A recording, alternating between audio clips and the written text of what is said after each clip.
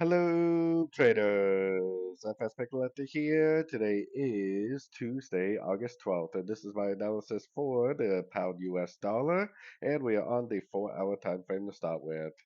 So on the pound US dollar, we have CPI inflation data coming out today for the dollar, very big news event.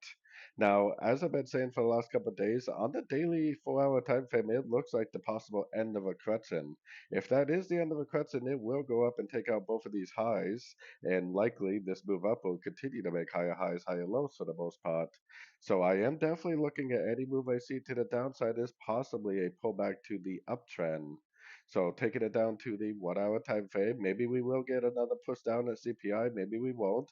I personally am very bullish right now, so I have my Fibonacci retracement on here. I'm looking at anything I see down as a possible long, and honestly, this could have already made a little expanding ABC right here. It might just keep on going up from here.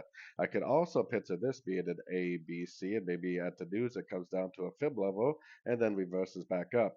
Either way, like I said, I am definitely bullish on the higher time frames, which means on these shorter time frames, I'm definitely looking at anything I see to the downside as possibly a pullback within the uptrend. So anyways, don't forget to check out my website, fxpipcollector.com, linked over here in the corner. And as always, thank you for watching and happy trading.